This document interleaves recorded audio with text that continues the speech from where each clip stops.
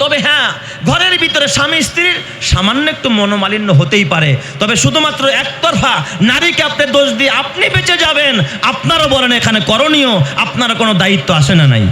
স্বামীদেরও দায়িত্ব আসে না নাই? আমার নবী কিন্তু বিবিদের সাথে কখনো খাটাসের ব্যবহার করে নাই। নবী সব বিবিদের সাথে ভালো ব্যবহার করে। স্বামী স্ত্রীর ঝগড়া হতে পারে, তাই বলে কথায় কথায় তালাক। এমনও কপাল পোড়া যুবক আছে দেখবেন, বউরে 1 তালাক 2 তালাক দেয় না, 14 গোষ্ঠী শুদ্ধা দেয়, মা বাপ শুদ্ধা তালাক দেয়। আর কথায় কথায় মা বাপ তুল্লা গালি দেয়। আপনার বাপ তুল্লা যদি একজনে গালি দেয়, আপনি তো চাপার দাঁত ফালাই দিবেন, তাহলে আপনার বউরে কেন আপনার শ্বশুর শাশুড়ি সহ গালি দেন? দেয় কি দেয় না? তুই 1 তালাক 2 তালাক 3 তালাক, তোর মায় তালাক, তোর বোন তালাক, তোর যেই হুজুরে বিয়া পড়াইছে হুজুর শুদ্ধা তালাক। আছে না নাই? হুজুরের শুদ্ধা তালাক দিয়া দেয়। এমন কপাল পোড়া পুরুষ আমাদের সমাজে আছে না নাই? জোরে কন। এরা মানুষ নামের জানোয়ার, ঠিক না বাটিক? জোরে কন। হ্যাঁ, নবীর পরিবারে ঝগড়া হইতো, মাঝে মাঝে হইতো না তা না, কারণ নবীর তো বিবি একজন না, কয়েকজন, 9 জন বিবি একসাথে, মাঝে মাঝে ঝগড়া হইতো। একবার মা আয়েশা সিদ্দিকার সাথে নবীর যে ঝগড়া, খেয়াল করেন নবী পরিবারের ঝগড়াটা কেমন। গালিগালাজ তো দূরের কথা, কেমন মজার ঝগড়া মা আয়েশার সাথে। মা আয়েশা একটু চেতা ছিল না আর কি, মেজাজ হঠাৎ করে রাগ হয়ে যেত। মা আয়েশা রাগ হইলে চেহারা লাল হয়ে যেত আর কি। এই জন্য নবী তারা ডাকতেন হুমায়রা, মানে লাল সুন্দরী। চেহারা রাগ, বেশি রাগ হইলে চেহারা রাগ রক্ত উঠে যেত, মনে হয় লাল হয়ে যাইতে। যেন নবী কি করে ডাকতে তারে? হুমায়রা মানে লাল সুন্দরী। সুবহানাল্লাহ জোরে কোন সবাই। কই যে আমার লাল সুন্দরী আইছে, মজা করে নবী ডাকতেন। একদিন মা আয়েশার সাথে নবীজির সাথে একটু মনোমালিন্য, একটু ঝগড়ার মতোই বলা চলে আর কি। মা আয়েশা কথা কয় না নবীর সাথে। নবীজি একদিন ডাক দিয়া কয়, আয়েশা এদিকে আসো। আচ্ছা, তোমার সাথে আমার একটু ঝগড়া হয়েছে তাই না, তোর এটা একটু সমাধান করা দরকার না? নবীজি কইতেছে, একজন তো ছাড় দিতে হবে। আর আমাদের দেশে এমন অবস্থা, কেউ কারোর লাগে ছায়া দেখে না। ঘরে থাকে একজন, বারান্দায় থাকে একজন, কিন্তু মাগার ভাতও বাইরে দেয়, কিন্তু কথা কয় না। আছে না নাই? আছে না নাই? আমার এক মুসল্লি দেই, দীর্ঘদিন নামাজের পরে সে কখনো এত দেরি করে না, নামাজ পড়ে বসে থাকে। এই লোক যে এত বড় নামাজে মসজিদে সময় দিবে আমি ভাবতেও পারি নাই। আমি কই, ভাই কি ব্যাপার, হঠাৎ দিন মসজিদে পড়ে রয়েছেন, বাসায় যাবেন না? কয় না, ঘরে তো আগুন। ঘরে কি? আমি কোথাও ফায়ার সার্ভিসে ফোন দেন, ফায়ার সার্ভিস এসে আগুন নিভাগ, তাহলে আপনি ঘরে যান না কেন? কয় হুজুর এই আগুন হে আগুন না। তো কোন আগুন? কয় বউ আগুন। কেমন আগুন হইল আবার বউ? কয় হুজুর কয়েন না, খালি কাগজ কলম নিয়ে বসে থাকে। আমি কোন সময় কি কইলাম, কি দোষ করলাম, কয়টা বাজাইলাম, কোথায় কি করলাম, বাস এরপরে কাছে পাইলেই একটা একটা করে লিস্টি ধরে ধরে আমার লগে ঝগড়া করে। আছে না নাই? না, এত চাপানো যাবে না, সার দেওয়ার মানসিকতা থাকার দরকার আছে না নাই? নবীজির সাথে মা আয়েশার একটু মনোমালিন্য, নবীজি ডাকতেছে, আয়েশা আসো আমরা সমাধান করি। তাহলে কেমনে সমাধান করতে চান কোন? রাগ করে কেমনে করবেন? কয় তাহলে ওমরে ডাকি। কয় না, ওমর খুব গলিজুল কলব, এর মেজাজ বড় চওড়া, এরা দিয়ে হবো না, খুব রাগী মানুষ, এর দরকার নাই। কয় তাহলে তোমার বাবা আবু বকরে? কয় তা এটা হইতে পারে, কারণ বাবা তো নরম মানুষ। মেয়েরা জানে বাপ কোনোদিন মেয়ের বিরুদ্ধে অবস্থান নেবে না। কয় ঠিক আছে, আবু বকরে ডাকাও। আবু বকরে সালাম দিলেন নবীজি। শ্বশুর একদিকে বসে আছে, নবী বসা, মা আয়েশা বসা। নবীজিকে, আয়েশা আচ্ছা বলো, বাদী বিবাদীর জবানবন্দি নেয় না বিচারকে, আচ্ছা আয়েশা তুমি আগে বলবা না আমি বলবো? আয়েশা কয় আপনি কন, তবে হাসা কথা কইেন, মিথ্যা কইেন না। আবার আবু বকর কথাটা শুনছে, চট করে দাঁড়ায় গেছে, কারণ নবীর বিরুদ্ধে এমন কথা, কারণ নবী তো জীবনও মিথ্যা কথা কয় না। নবীরে সতর্ক করছে, হাসা কথা কইেন, মিছা কথা কইেন না। আবু বকর উঠে গেছে, দাঁড়াই গেছে, মা আয়েশার থাপ্পড় মারবে, চর দিবে। আবু বকরের রাগ মাথায় উঠে গেছে, আমার নবীর এত বড় কথা বললি তুই? মেয়ে উঠে আসছে, নবী আমার মাঝখান থেকে দাঁড়ায়া, বাবা আবু বকরের মাঝখানে আর মা আয়েশার মাঝখানে দাঁড়ায়, এইভাবে হাত ফিরায় রাখছে। আবু বকরে বলে, খবরদার আয়েশার গায়ে হাত তুলবেন না। আয়েশাও নবীজির পিছনে পিছনে লুকোচুরি খেলতেছে বাবার হাত থেকে বাঁচার জন্য। নবীজি আয়েশার দিকে তাকায়, আয়েশা দেখলানি কেমনে বাঁচায় দিলাম, আজকেই তো মেরে লইতো। হাসি দিয়া হাতটা দিয়ে কয়, হুজুর আমারে মাফ করে দেন, ভুল বুঝছিলাম। সুবহানাল্লাহ যেরকম সবাই। এটা হলো নবীর ভালোবাসা। স্বামী স্ত্রী যখন মিলে গেলেন, দুইজনে হাসতেছে, আবু বকরের চোখ দিয়া পানি পড়ে, আবু বকর কাঁদে। নবীজি কয়, আবু বকর আপনি কেন কাঁদেন? বিচার করতে আইসা বিচারক সাহেব কেন কাঁদেন? আবু বকর কয়, নবীজি ঝগড়ার সময় আমার ডাকলেন, আপনাদের আনন্দ গণমুহূর্তে আমার একটু ডাইকেন। যখন স্বামী স্ত্রী আনন্দের মধ্যে থাকেন তখন আমার একটু শেয়ার করেন, আমার ভালো লাগবে। আমার মেয়ে আর আপনি যদি আনন্দে থাকেন, আমি আবু বকরের জীবনটা জান্নাত হয়ে যায়। জোরে কোন সুবহানাল্লাহ। বেশি দিন মা আয়েশা রাগ করলে আমার নবী বুঝতেন। নবীজি ডাক দিয়ে বলতেন, আয়েশা, ও আয়েশা, তুমি আমার লগে রাগ করছ? ইয়া রাসূলুল্লাহ, আপনি কেমনে বুঝলেন? আয়েশা, তোমার দোয়ার ধরন দেখলে আমি বুঝি তুমি আমার সাথে রাগ করছো, আর আমি তোমার দোয়ার ধরন দেখলেই বুঝি তুমি আমার সাথে রাগ করো নাই। যখন তুমি আমার সাথে রাগ করো তখন তুমি আমার নাম নিয়ে বলো না, ও মোহাম্মদের খোদা তুমি আমার মাফ করে দাও, এটা দাও ওটা দাও, আমার নামটা মুখ দিয়ে নাও না। তখন বলো, ও ইব্রাহিমের আল্লাহ আমার এটা দাও, ও মুসার আল্লাহ, ও আদমের আল্লাহ আমার নামটা একবারও নাও না। মা আয়েশা অমনি নবীর হাতটা জড়ায় ধরা, ইয়া রাসূলুল্লাহ, অভিমান করে হয়তোবা আপনার নাম বললেই তো ঝগড়াটা ভেঙে গেল, আর অভিমান থাকলো না, এই জন্য নেই না। কিন্তু আমার দিলের মধ্যে আপনি নবী ছাড়া আমার দিলের মধ্যে অন্য কেউ নাই। চিৎকার মেরে কন্যা আল্লাহু আকবার। আমার পাগল মন ওই মদিনার প্রেমে পড়েছে, বলো পাগল মন ওই মদিনার প্রেমে পড়েছে।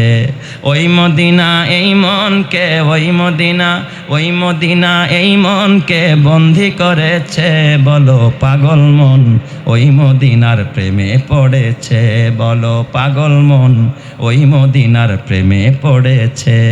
জানি না ওই মদিনায় কি আছে মধু, মদিনা মদিনায় আমায় করেছে জাদু।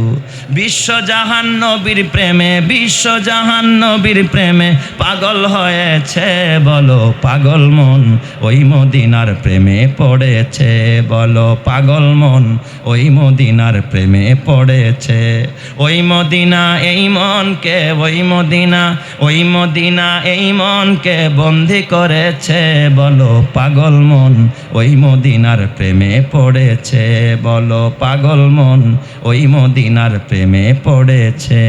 নবী আমার জানের জান, আমার প্রাণের প্রাণ, নবীজিকে দেখার তরে মন করে আনচান। নবী আমার জানের জান, আমার প্রাণের প্রাণ, নবীজিকে দেখার তরে মন করে আনচান। বিশ্বজাহান নবীর প্রেমে, বিশ্বজাহান নবীর প্রেমে পাগল হয়েছে, বলো পাগল মন ওই মদিনার প্রেমে পড়েছে, বলো পাগল মন ওই মদিনার প্রেমে পড়েছে। ওই মদিনা এই মনকে, ওই মদিনা, ওই মদিনা এই মনকে বন্দি করেছে, বলো পাগল মন ওই মদিনার প্রেমে পড়েছে, বলো পাগল মন ওই মদিনার প্রেমে পড়েছে। আল্লাহ তুমি নবীর প্রেম সিনায় দান করো, জোরে কানা আমিন, আর জোরে বলো না আমিন। আমার বাবা বিদায় নিবার একটা ছোট্ট কথা বলে, ও আমার মায়েরা, মাগো, স্বামী স্ত্রীর ঝগড়া এটাও মহব্বত, তবে তালাকের পর্যায়ে গড়ানো যাবে না, গালি গালাজ করা যাবে না। নবীর 9 জন বিবি ছিল, 2 বিবির ঝগড়া বলে আমি বিদায় নিব। নবীর এক বিবির নাম মা আয়েশা সিদ্দিকা, যার কথা ইতিপূর্বে বললাম। আর একজন বিবি ছিল হযরতে সাউদা বিনতে জামা রাদিয়াল্লাহু তাআলা আনহা। নবীর এই বিবি এতটা হাস্যোজ্জ্বল ছিলেন যাকে উম্মুল মাসাকিন বলা হয়, যিনি সব সময় মিসকিনদেরকে খাবার দিতেন, মিসকিনদেরকে ভালোবাসতেন। আমাদের সমাজেও দেখবেন কিছু নারী এমন আছে, গরিব দেখলেই খাবার দেয়, দান করে, আলেম দেখলেই খাবার দেয়, মসজিদে পাঠায়, মাদ্রাসায় পাঠায়, আলেম ওলামারে দেয়, অসহায়রে দেয়, আছে না নাই? আবার কিছু নারী আছে দেখবেন মুসাফির দেখলে কয় খাবারটা ডাইকা রাখ, ওই যে লোক আইছে, যদি আর আবার একখান দেওয়া লাগে। এ আমার যুবক ভাই, বুড়া বাবা, ও পর্দার মা, মাগো, হযরতে সাউদা বিনতে জামা নবীর দ্বিতীয় বিবি, মা খাদিজার পরে আল্লাহর নবী মক্কায় যারা বিয়ে করছে তার নাম সাউদা বিনতে জামা। আমার নবীর বয়স তখন হলো বাবা, এ আমার বাজার, নবীর বয়স তখন 50 বছর, কিন্তু তার বিবি সাউদা বিনতে জামার বয়স 55 বছর। তার মানে স্বামী থেকে স্ত্রীর বয়স 5 বছরের বেশি। সাউদা বিনতে জামা অনেক সুন্দরী নারী ছিলেন, তারও 5টা বাচ্চা ছিল। তার স্বামীর নাম ছিল সাকরান বিন আমর। এই সাকরান বিন আমরের ইন্তেকালের পর আমার নবী সাউদা বিনতে জামাকে বিয়ে করে।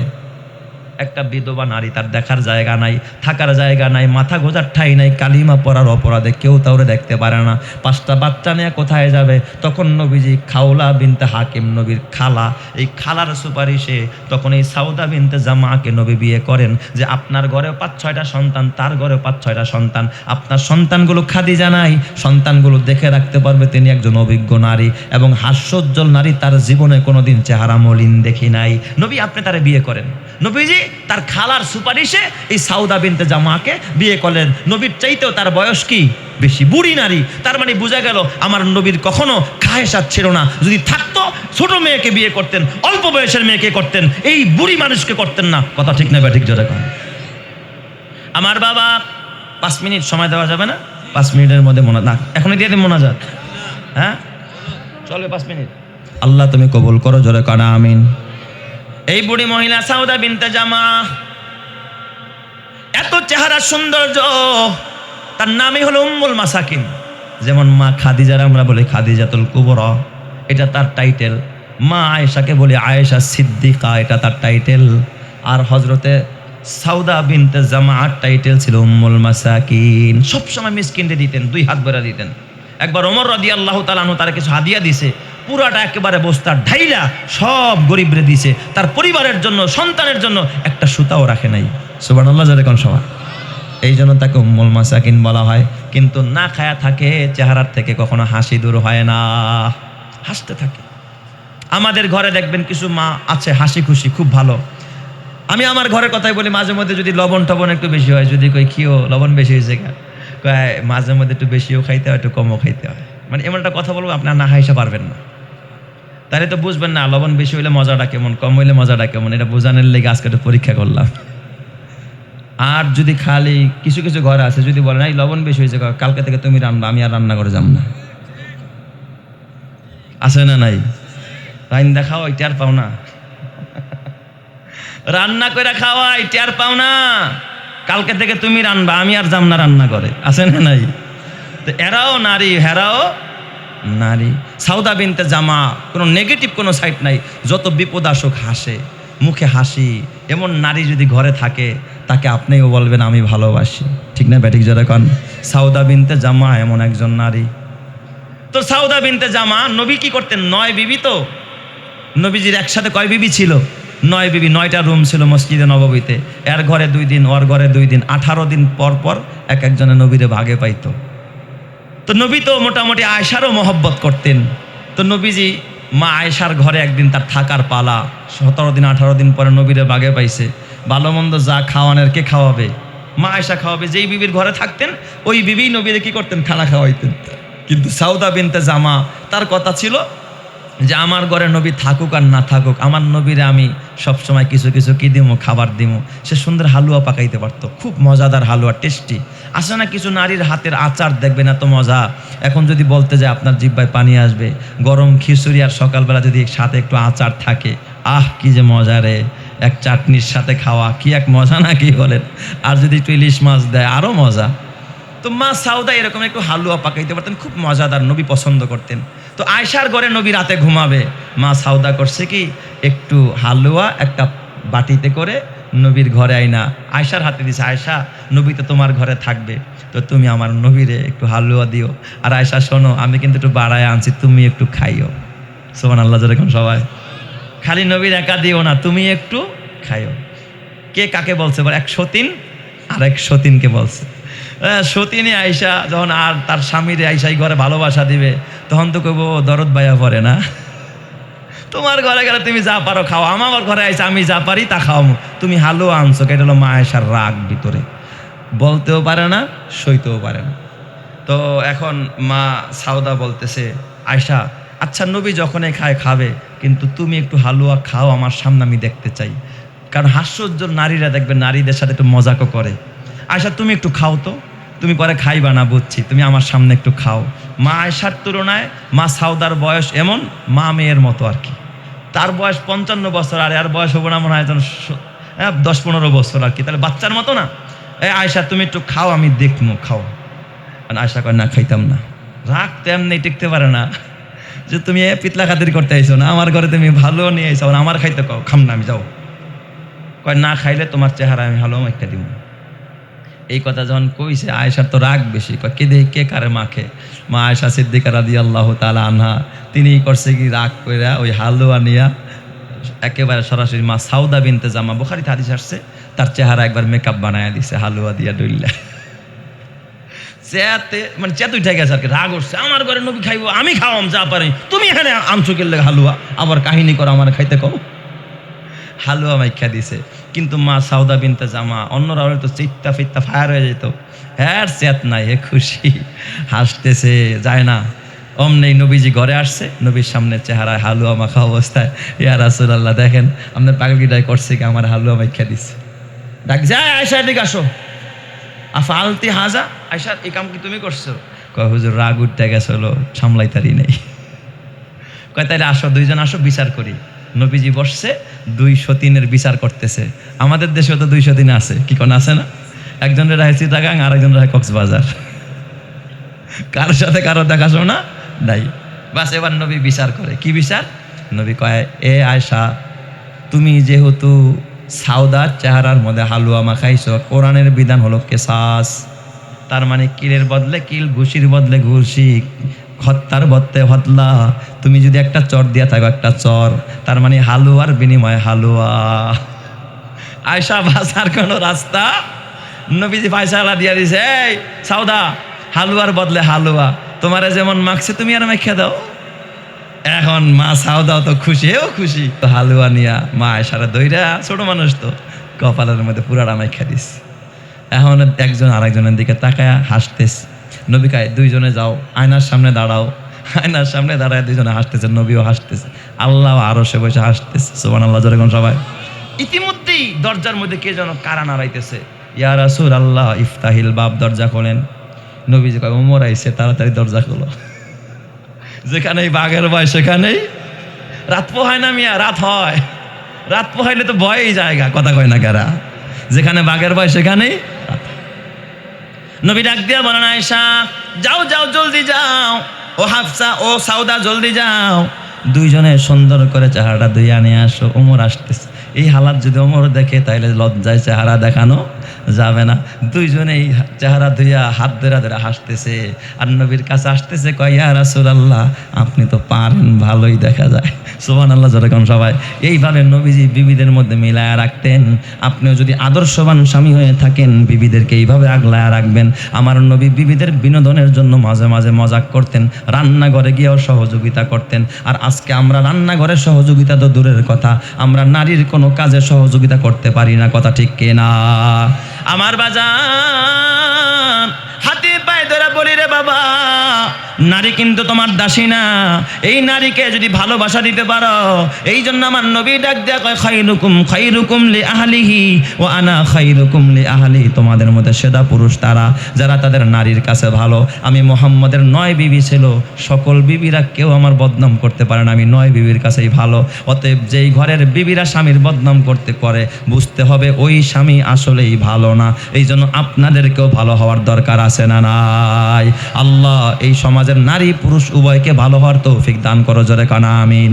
এ আমার বাবা শেষ কথা, আর ভালো হওয়ার জন্য একটাই মাত্র রাস্তা, এই যে মসজিদ আর মাদ্রাসা, কোরআন আর হাদিস। আল্লাহর নবী বলেন তারাকতু ফিকুম আমরাইন লাং তাদিল্লু মা তামাসসাকতুম বিহিমা কিতাবাল্লাহি ওয়া সুন্নাতা রাসূলি। আমি তোমাদের জন্য 2 জিনিস রেখে গেলাম, আমি থাকবো না কিন্তু আমার কোরআন থাকবে, হাদিস থাকবে। এই কোরআন হাদিস যারা আঁকড়ায়া ধরবা তারা পথভ্রষ্ট হইবা না। এই কোরআন হাদিসের শিক্ষা দেয় আলেম ওলামারা। আপনার মসজিদের ইমাম সাহেব জুমার দিন খুতবা দেয়, তার কথাগুলো শুনবেন। মাদ্রাসায় আলেম ওলামা বাচ্চাদেরকে শিক্ষা দেয়, কোরআনের কথা বলে, বিবির হক বলে, মা বাবার হকের কথা বলে। এই কথা যদি আপনার সন্তানকে শিখাইতে পারেন, আপনিও যদি শিখতে পারেন, সমাজে শান্তি দান করবেন কে? আল্লাহ। তো রাসূল বলতেছে খায়রু মাতাঈদ দুনিয়া আল মারআতুস সালিহা। এই দুনিয়ার শ্রেষ্ঠ নিয়ামত, তার থেকেও শ্রেষ্ঠ নিয়ামত, সেরা নিয়ামত হলো একজন নেককার বিবি, একজন নেককার সঙ্গিনী। জোরে কোন সুবহানাল্লাহ। যার ঘরের বিবিটা নেককার, একজন মনের মতো বিবি সে ঘরে পাইছে, ওর সুখের কি নাই, শেষ নাই। আর যার ঘরের বিবি মন মতো হয় নাই, দিনদার পায় নাই, ওই ঘরের মধ্যে যতই ফার্নিচার আর যতই প্রসাদনী দিয়া সাজানো হোক না কেন, ওই ঘরটা যতই আলো দিয়ে আলোকিত হোক, কিন্তু ওই ঘরটা একেবারে অন্ধকারে ভরা, পুরা জাহিলিয়াতের একটা ঘর। ওই ঘরটাই যেই ঘরে স্বামী স্ত্রীর মহব্বত নাই। কথা ঠিক না বা ঠিক যে দেখা? তাই তো আল্লাহ তাআলা নারীর সৃষ্টির একটা হিকমত আল্লাহ এটাও বলেছে। কি বলেছে? কোরআন সাক্ষী দেয়। আলেম ওলামারা বসা, বড় বড় ওলামায়ে কেরাম বসা এখানে, যে আমার ডানে বামে সামনে অনেক ওলামায়ে কেরাম এখানে এসেছেন। আল্লাহ তাআলা বলেন, কোরআন সাক্ষী দেয়, ওয়া মিন আয়াতিহি আন খালাকা লাকুম মিন আনফুসিকুম আজওয়াজা। আল্লাহ বলে আমার নিদর্শন, ওয়া মিন আয়াতিহি, দেখেন আল্লাহর নিদর্শন আসমান, আল্লাহর নিদর্শন জমিন, আল্লাহর নিদর্শন বাইতুল্লাহ, আল্লাহর নিদর্শন পাহাড় পর্বত নদী নালা, যেগুলো দেখলে মানুষ অবাক হয়, কেমনে আল্লাহ আসমানটারে খুঁটি ছাড়া ঝুলায় রাখলো। কিন্তু আল্লাহ আরেকটা নিদর্শনের কথা কয়, ওমিন আয়াতিহি, আমার আয়াত, আমার নিদর্শন হলো আন খালাকা লাকুম মিন আনফুসিকুম আজওয়াজা, যে আমি তোমাদের থেকেই, পুরুষ থেকেই তোমাদের স্ত্রী তৈরি করেছি। জোরে কন্না আল্লাহু আকবার। এটা বলে আল্লাহ বলে আমার নিদর্শন, এটা কুদরত। কেন বানাইলাম? লিতাসকুনু ইলাইহা, যাতে করে তোমরা এই বিবির কাছে গিয়ে শান্তি পাও, তৃপ্তি পাও। বাহিরে অনেক পেরেশান থাকো, মুসিবতে থাকো, অনেক টেনশন করো, কিন্তু ঘরে যখন ঢুকবা, বিবির কাছে যখন যাইবা, লিতাসকুনু ইলাইহা, ওই বিবির কাছে যাওয়ার সঙ্গে সঙ্গে তোমার সব পেরেশানি দূর হয়ে যাবে, টেনশন দূর হয়ে যাবে, তোমার সব পেরেশানি আর মুসিবত দূর হয়ে যাবে। এই জন্যই আল্লাহ তোমার বিবিকে তোমার জন্য বানাইস। জোরে কোন সুবহানাল্লাহ। এখন কি আপনার টেনশন দূর হয় না টেনশন বাড়ে?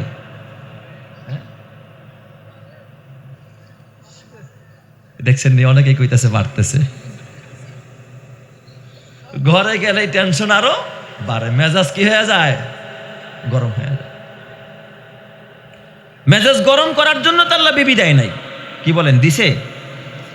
আমি সামনের যে একটা গুরুত্বপূর্ণ কথা বলবো, এটা এতটুকু ভূমিকা না দিলে আপনাদেরকে আমি বুঝাইতে পারবো না, এই জন্য বলতেছি আর কি। মেজাজ গরম করবেন ঘরে গিয়ে, এই জন্য কি আল্লাহ বিবি বানাইছে? আল্লাহ কি বলছে?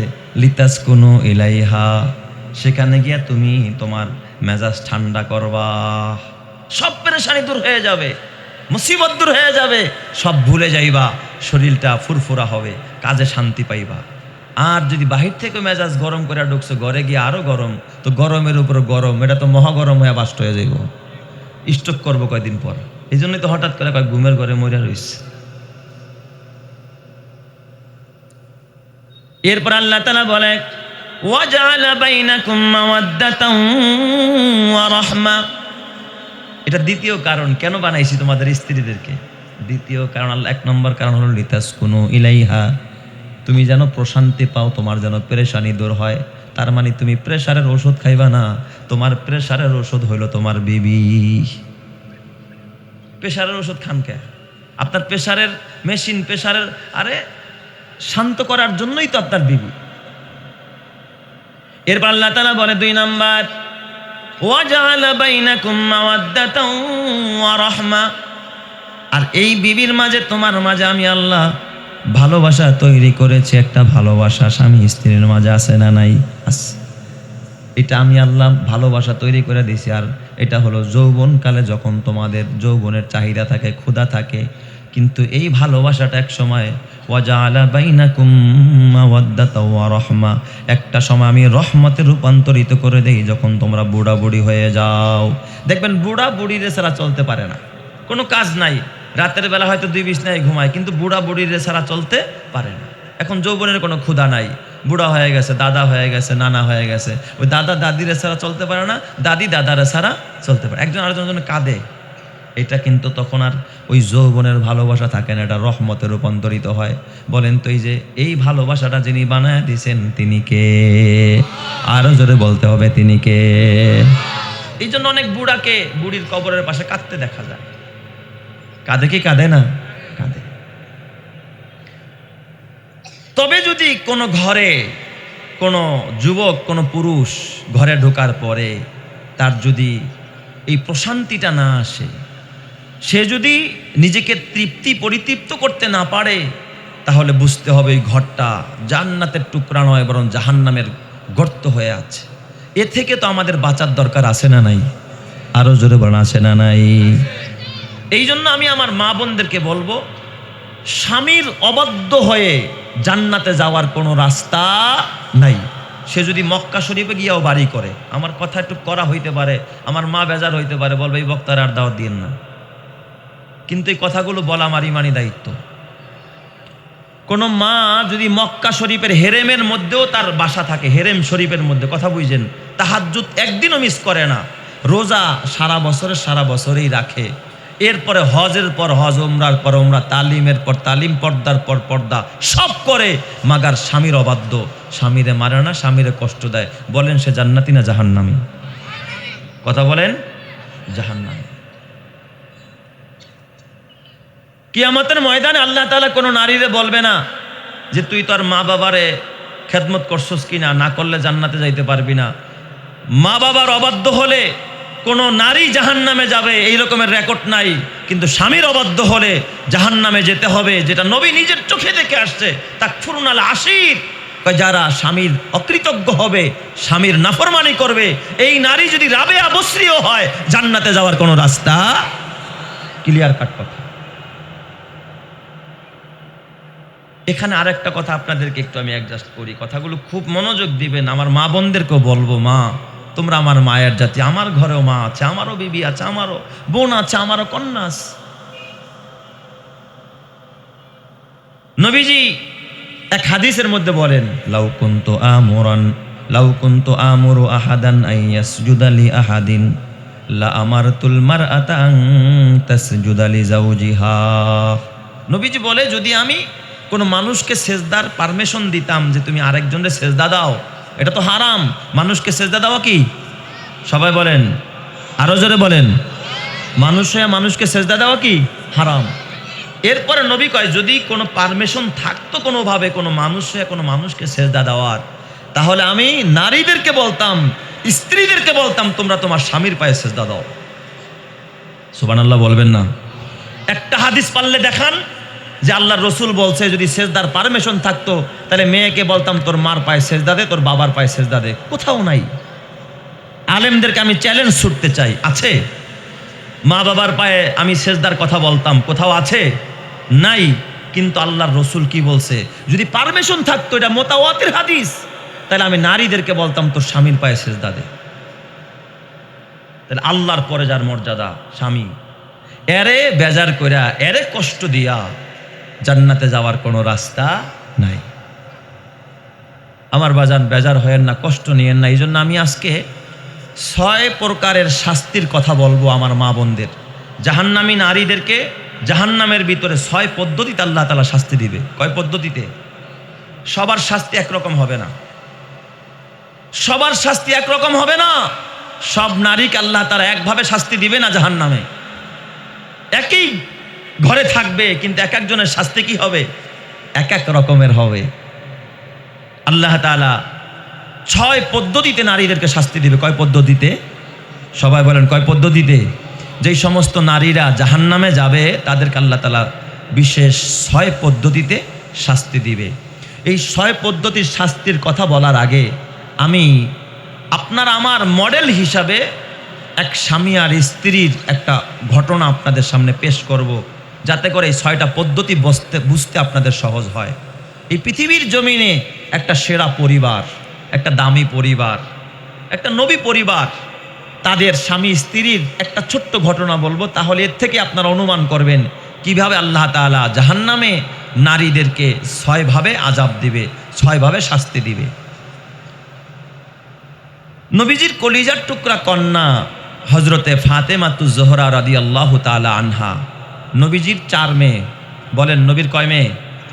প্রথম মেয়ের নাম জায়নাব, প্রথম মেয়ের নাম জায়নাব, দ্বিতীয় মেয়ের নাম রুকাইয়া, তৃতীয় মেয়ের নাম উম্মে কুলসুম, চতুর্থ মেয়ে সবচেয়ে ছোট মেয়ে, তার নাম হযরতে ফাতেমা রাদিয়াল্লাহু তাআলা আনহা। ফাতেমাকে আমরা অনেকে মা বলি, এটা একটা ভুল কথা। প্রাসঙ্গিক কথাটা আসলে বলে দিলাম, ফাতেমাকে মা বলাটা ঠিক হবে না। কারণ আল্লাহ তাআলা কোরআনে বলেছে, হে ঈমানদারেরা, তোমাদের নবীর বিবিগণ হলো তোমাদের মা, নবীর স্ত্রীগণ আমাদের কি? মা। উম্মুল মুমিনিন, সকল মুমিনদের মা, অতীত যুগের মুমিনদেরও মা, কিয়ামত পর্যন্ত যারা আসবে তাদেরও কি? মা। এই জন্য নবীর স্ত্রী মা খাদিজা আমাদের কি হয়? মা হয়। আর মা খাদিজার ঘরেই জন্ম নিছে কে? ফাতেমা। মাও যদি মা হয় তাহলে মেয়ে কি হয়? কথা কয় না।